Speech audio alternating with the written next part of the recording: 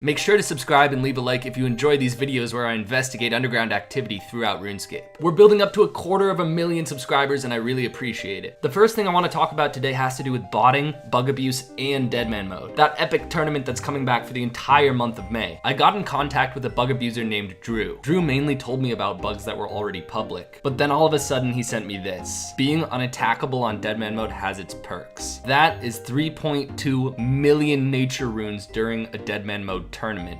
8.2 bill in deadman mode and around 45 bill OSRS GP if you swap it. You're looking at probably about $35,000 worth of pixels right there. Some specific action that he didn't leak could be repeated every 10 seconds to make your character invincible. Once he figured that out, he then set up a bot farm to just craft nature runes on invincible accounts. I wonder how people who were trying to attack those accounts didn't expose it, but then again, because of 6-hour new account immunity, maybe people thought the accounts were still on that. I want to be clear with what I'm about to show you. Just like botting, this is against game rules and you can be banned for it. I'm talking about multi-boxing, and Weath confirmed that he bans lots of gold farmers for doing it. A lot of people commented on my last video that the accounts I was seeing were probably multi-boxing. Whether or not that's true, I hadn't actually heard of it. Multi-boxing refers to software that allows you to control many accounts by playing on one. At first, that might not seem that important, but it's insanely powerful, especially in RuneScape. Think about a moneymaker like making steel bars at Blast Furnace, which according to the wiki is about 750k per hour. Now think about making steel bars on 200 accounts at once, controlled by just one account. You can't even see the interface for the other 200 accounts, but they're all still being controlled by the one account you play on. That means you would make 150 mil GP per hour. There are many other game-breaking ways of using it, but first a quick word from our sponsor. Thanks to ExpressVPN for sponsoring today's video. ExpressVPN can do a lot for RuneScape players. When you're PKing in the new bounty hunter and you're risking a high-tiered emblem, you don't want to be prone to DDoS attacks, so protect your IP address with ExpressVPN. It also encrypts all sensitive information sent from your computer while you're browsing the internet. Or if you're training up an account to go PK on like I am, and you don't have access to a particular show or movie in your region, ExpressVPN can unlock that content by using servers in the areas the content is available. For example, it expands content on Netflix, BBC iPlayer, and many other streaming services. I actually heavily use ExpressVPN on both my computers and my phone to protect myself from potential hackers. It's super easy to use. Just select whatever server in the region you'd like to be shown in, and then hit the power button and it connects in seconds. So find out how you can get 3 months free by clicking the link in the description box below, expressvpn.com/sirpugger. I got in contact with someone who sells multi-boxing software to people for a lot of money. He told me that his client supports up to 250 accounts at once, but account numbers are completely arbitrary because it scales with the amount of server power you have. Theoretically, someone could make a bill per hour on thousands of accounts at once. So far, it hasn't been pushed to its limits at all though. He says the maximum GP per hour any of his clients have made is just 20 to 30 mil an hour at Blast Furnace, which means they were only probably playing on max 40 accounts. So that's this client operating at 20% capacity. He says clients have used it to PK at Revenants, train accounts to sell, merch, quest, I mean the list goes on. Some good news though, he said recently some client accounts had been flagged and banned. It's hard to know the scale of this problem, so let me know if you guys have seen any accounts you think have been multi-boxing. They don't have to be on the same world though, which means it's kind of hard to tell sometimes.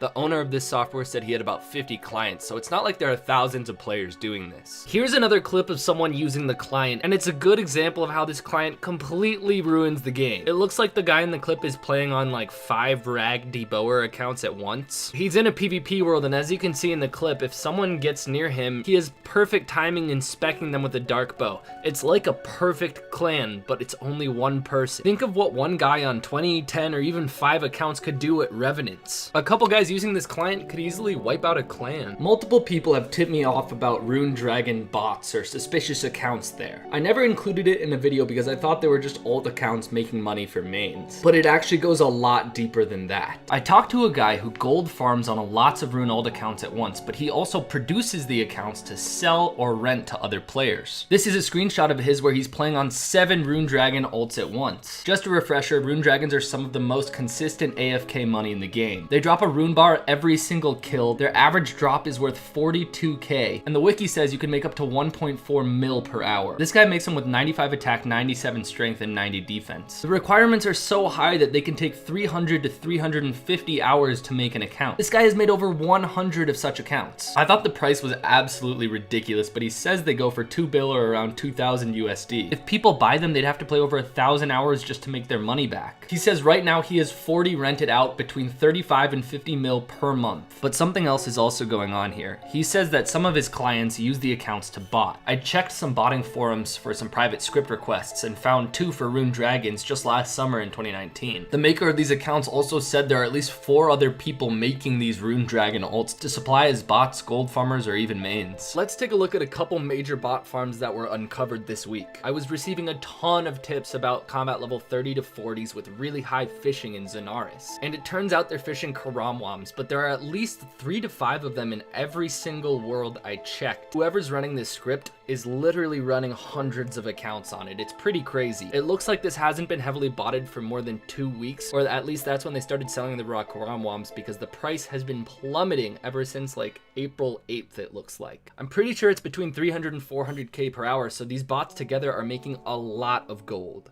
Now, this second bot farm is a little smaller, but it's evidence that botters are really trying to hide their bot scripts because I think they're getting reported quite a bit. This is a free-to-play bot farm in the upstairs of the Port Sarim jail. They're training on level 20 guards there, and it's really out of the way. Most people aren't traveling to the second story of the Port Sarim jail very frequently. The bots aren't even wearing amulets. They're training with full rune, but some of them have insanely high melee stats for botting on free-to-play without being banned. A lot of them have attack strength and defense in the high 60s. I even found one with 74 of each. They can't be getting more than 20k XP per hour, and that's over 3 mil XP. That's a lot of botting, and last time I checked, I found 1 per world exactly. A few videos ago, I mentioned a potential account factory at the Sand Crabs. It was pretty obviously either a bot farm or at least people making accounts to sell. I didn't actually imagine what was going on in the background. The guy who's responsible for a lot of this account farming reached out to me. He said a lot of the accounts end up being 90 strength, 90 range, 40 attack accounts, and that he's working on 29 at once right now, but then he said, not myself, but they're in the works through my workers. This is absolutely wild. He hires Venezuelans who don't even know how to play RuneScape to train on 8 of these accounts at once. He pays them $25 to $35 per account, and the accounts take about a month to make, so the Venezuelans are each making about $240 a month, which is actually a pretty decent wage there right now. I wanted to know though how he got in contact with a bunch of people from Venezuela. He says he joins random Facebook groups of Venezuelans, uses Google Translate to communicate with them how much they would make by working for him in RuneScape. And that's how he recruits them. But then he actually sells the accounts for $80 to $160. So they make $240 a month from the accounts, but then he profits $560 from each worker. That's $3,000 a month with 8 guys. This guy has over $40,000 in sales vouched for him, and he's hiring more people. This is absolutely ridiculous. But then somebody also sent me this multi-boxing clip of other accounts training at Sand Crabs that will then be sold. I don't know if one of the first guy's workers is now using a multi-boxing client to supply him with accounts, but a lot of dots are being connected here. On a few worlds, more bowstring bots than I've ever seen have been running. We're talking about literally hundreds of them in Lumbridge Castle. Somebody reached out to me with a really interesting story about them. Apparently every 6 hours, a mule account logs in priest gown behind the bank on the 3rd floor of Lumbridge Castle. A lot of bot farms completely automate muling, so the mule is likely also a bot. He said when the mule account logs in, he and his friends have been tele-othering that account so that bots can't trade it. They then spam trade the bots, and the bots will actually trade over the bowstrings to them. I don't know how that could be possible, and I myself haven't tried it at all. But this guy says his friend and him have gotten over 180,000 bowstrings, which is pretty insane. If anyone knows how that might work, let me know in the comments. So pyramid plunder bots used to be like combat level 50, have full rune, and pretty high thieving. There might be 1 or 2 every world,